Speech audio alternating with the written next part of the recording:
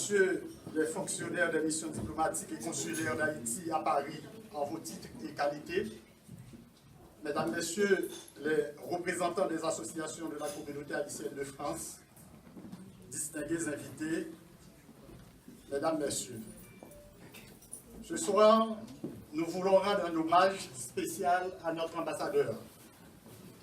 Notre ambassadeur qui arrive au terme de sa mission après avoir servi son pays avec honneur, patriotisme et dévouement en sa qualité d'ambassadeur extraordinaire et plénipotentiaire d'Haïti auprès de la République française pendant plus de 6 ans.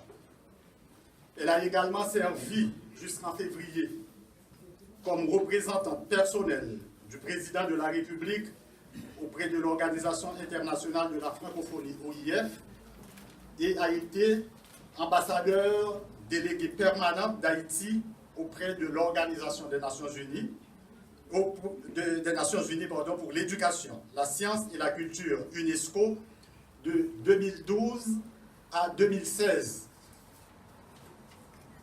Madame l'ambassadeur, en ma qualité de chargé d'affaires AI, j'ai l'honneur et le grand plaisir, au nom de mes collègues de l'ambassade et de tout le personnel des missions diplomatiques et consulaires d'Haïti en France, de vous remercier et vous exprimer notre gratitude pour la bienveillance dont vous avez toujours fait preuve dans le cadre de nos rapports.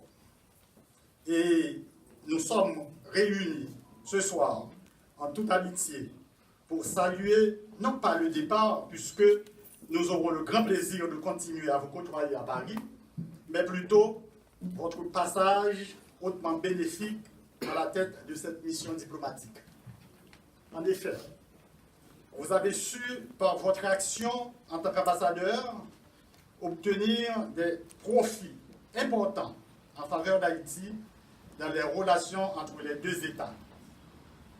Sans vouloir faire un bilan, permettez-moi cependant de signaler quelques faits qui ont marqué votre administration. D'abord, du point de vue de la redynamisation des relations avec les autorités françaises, la France était certes, bien longtemps avant votre prise de fonction, un partenaire international important pour Haïti. Cependant, vous avez largement contribué à corriger une singularité historique entre les deux pays, à savoir obtenir la première visite officielle d'un chef d'État français en Haïti en 2015.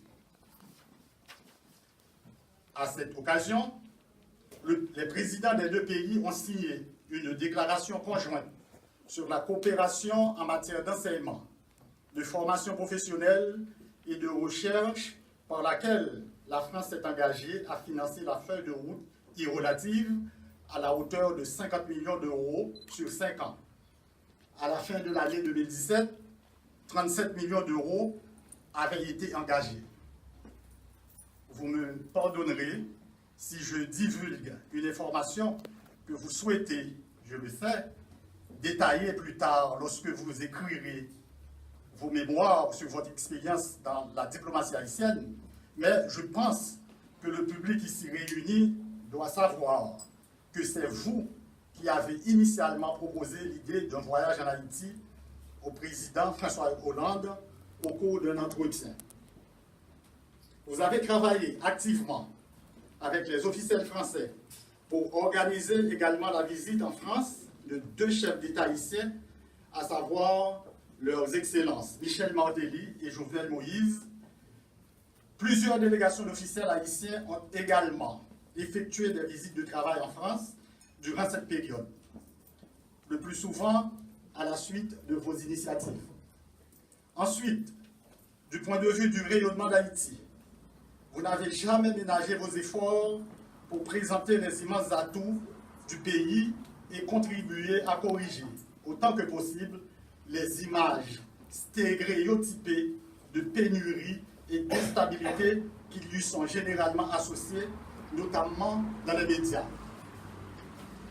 Le public connaît certainement certains aspects de votre action dans ce domaine, comme votre engagement dans le groupe des ambassadeurs francophones de France où vous avez été la première femme élue présidente en 2018. Cependant, il connaît moins les innombrables rencontres, déjeuners de travail, colloques et entretiens auxquels vous avez participé pour inlassablement faire la promotion du pays et contribuer à limiter la dégradation de son image. Cette démarche a également pris comme forme la mise en valeur de l'art, de la culture et des produits du pays. Sous votre leadership, l'ambassade s'est associée à plusieurs manifestations culturelles faisant la promotion des différents aspects de notre si riche culture. L'exposition au Grand Palais des 200 ans de l'art haïtien en 2015 est un événement exceptionnel dans le travail de la promotion de la culture nationale.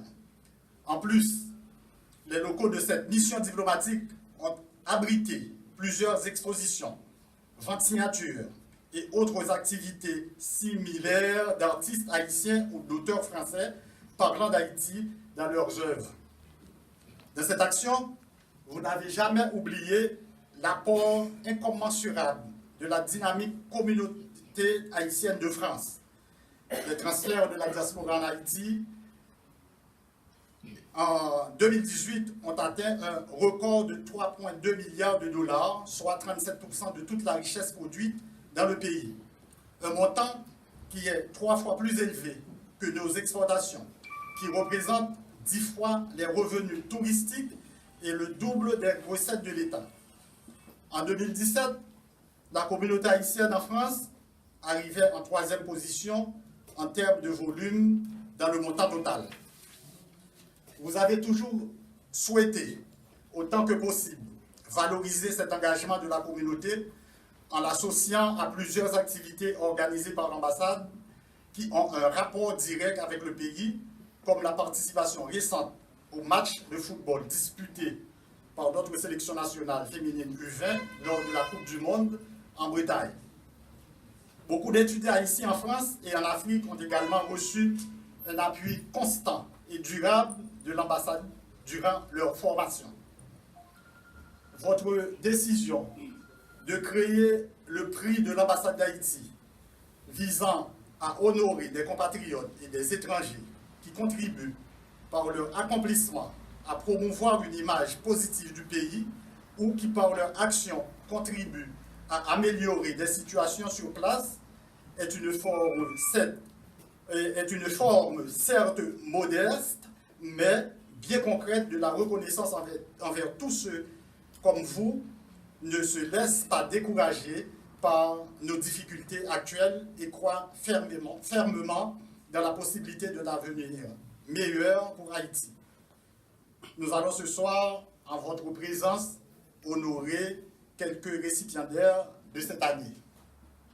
Enfin, sur le plan plus interne, vous avez su créer une ambiance de travail positive, valorisant les compétences de chacune et de chacun.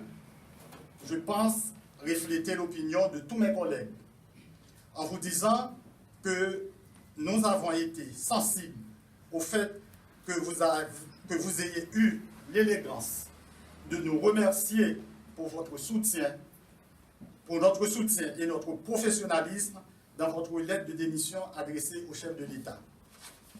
S'il y avait un système de notation pour exprimer la satisfaction des usagers envers les missions diplomatiques d'Haïti en termes de services, il ne fait aucun doute que sous votre administration, cette ambassade serait considérée comme l'une de celles accordant un meilleur accueil aux personnes ayant sollicité un entretien sur quel que soit le sujet.